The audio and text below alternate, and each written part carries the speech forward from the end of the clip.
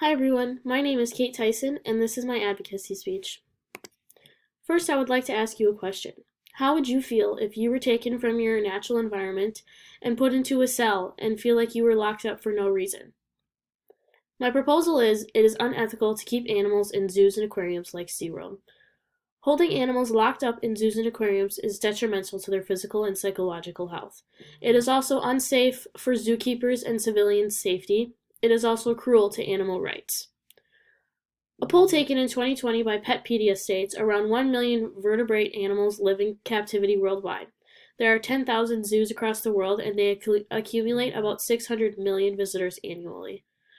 According to a poll taken by SeaWorld, there are 67,000 animals that are in captivity at SeaWorlds across the world.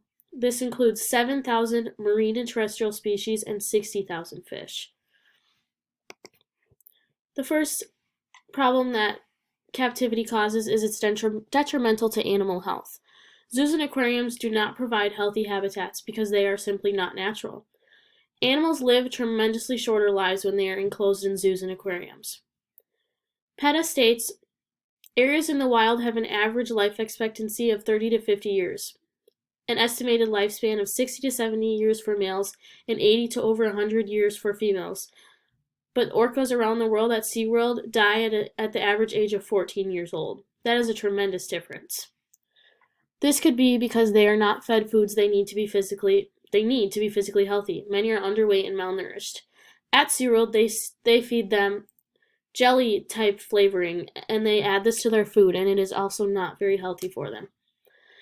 They also have a negative psychological state because the captive animals will self-harm themselves because they are bored because they are locked up.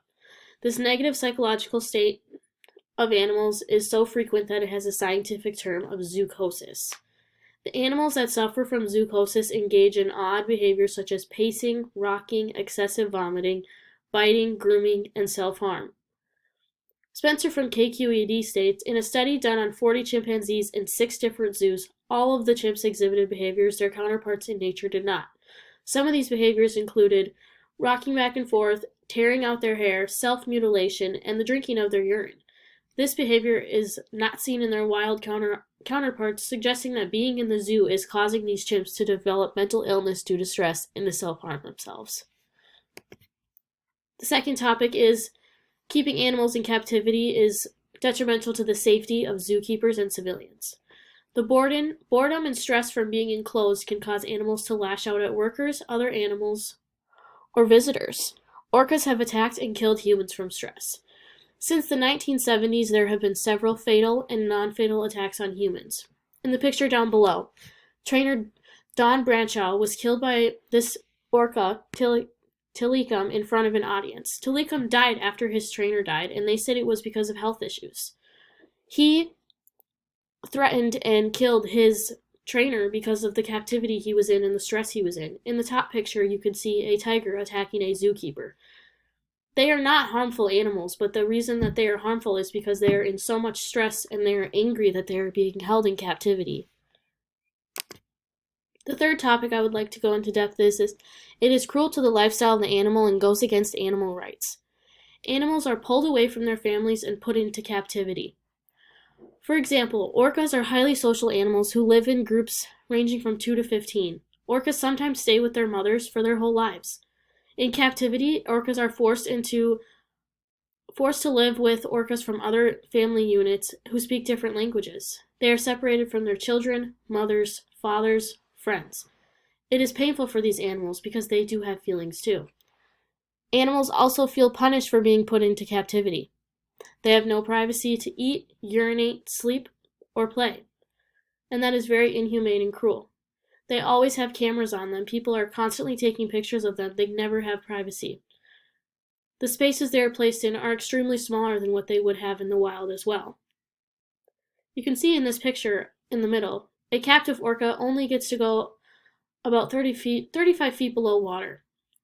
Orcas in the ocean are able to go 3,566 feet below the waterline. Also, tigers and lions have around 18,000 times less space in captivity than they would in the wild. Polar bears have 1 million times less space in captivity than they would in the wild as well. But if this stopped, we could change multiple things. Animals would live longer. They would be able to get past those 14 years they get at SeaWorld. Animals would be able to adapt to their natural habitats, which is necessary for any animal to be able to survive and provide themselves. In many cases in zoos, animals are kept in the zoos and at some point they are released back into the wild. They are instantly killed because they do not know how to provide for themselves or to stand up for themselves against other animals. Also, animals will no longer be bored or in a crazed mental state, and they will not harm anyone or themselves anymore.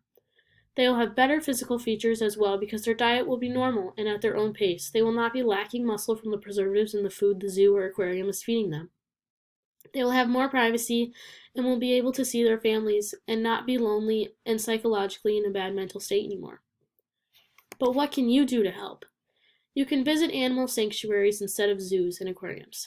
In sanctuaries, they are allowed free space with other animals like them where they can create families, play, and climb. It also keeps them safe from the outdoor world because they are watched and in a certain area, but they also have the freedom to be on their own.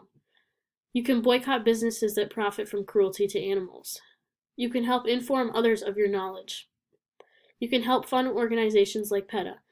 PETA fights for equal rights of all animals. You can support animal-related bills and legislations. You can donate to animal legal defense funds. And you can donate to humane societies across the world. All of these things are something you can do today to help get these animals out of captivity and back into their normal lifestyles. And here's a list of my sources. Thank you for listening.